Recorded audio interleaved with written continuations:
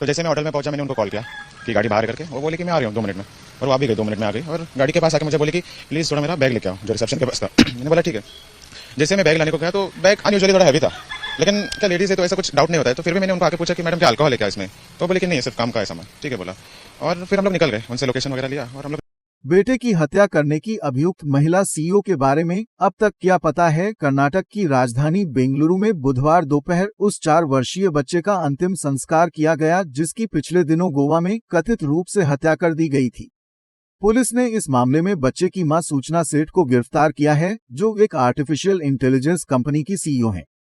समाचार agency PTI के मुताबिक बच्चे का अंतिम संस्कार उसके पिता वेंकट रमन ने किया है। इस बच्चे के शव का मंगलवार को पोस्टमार्टम किया गया था।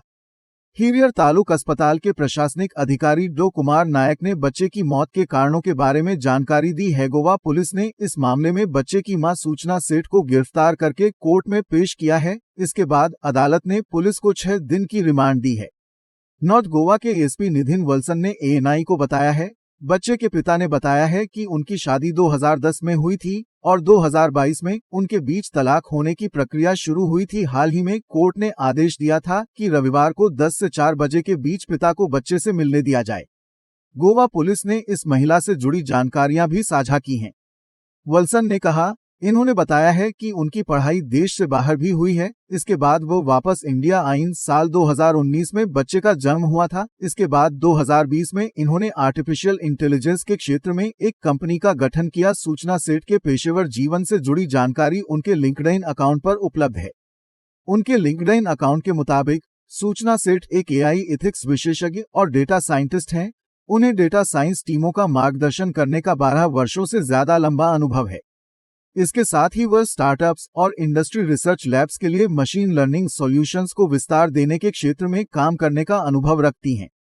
साल 2021 में उन्हें दुनिया भर में एआई एथिक्स के क्षेत्र में काम करने वाली दुनिया की 100 सबसे बेहतरीन महिलाओं की सूची में भी शामिल किया गया है। इसके साथ ही एनएलपी के क्षेत्र में उन्होंने पेटेंट दाखिल किए हुए हैं और हार्वर्ड यूनिवर्सिटी से पढ़ाई की हुई है। YouTube पर ऐसे कई वीडियोस देखे जा सकते हैं जिनमें वह एल्गोरिथम की एथिक्स यानी नैतिकता जैसे विषयों पर आदि पर लेक्चर देते देखी जा सकती हैं। Powered by Dubverse.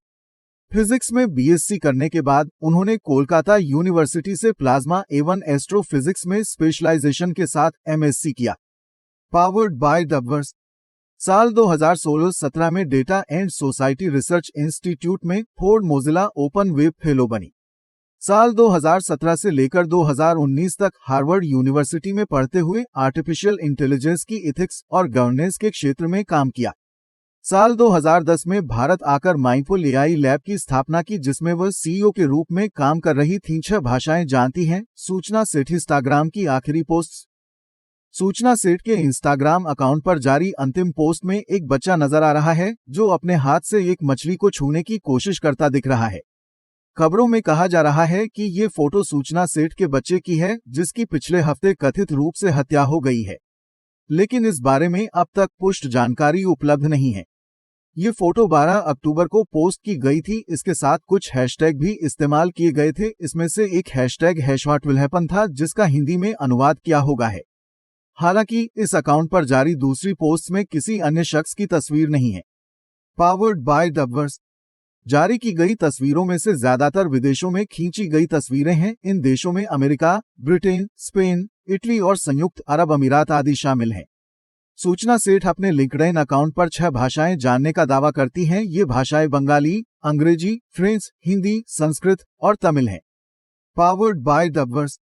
उन्होंने कहा, मुझे वो लड़की याद है। वह एक बेहद होनहार छात्रा था। उसे रमन इंस्टीट्यूट से रिसर्च की फेलोशिप मिली थी जो कि अपने आप में काफी खास है। एक कॉलेज स्टूडेंट के लिए ये हासिल करना आसान नहीं था। हमारे इस चैनल को सब्सक्राइब कर वीडियो को लाइक करते हैं ताकि इस तरह की न्यूज अपडेट आप तक पहुंच सके।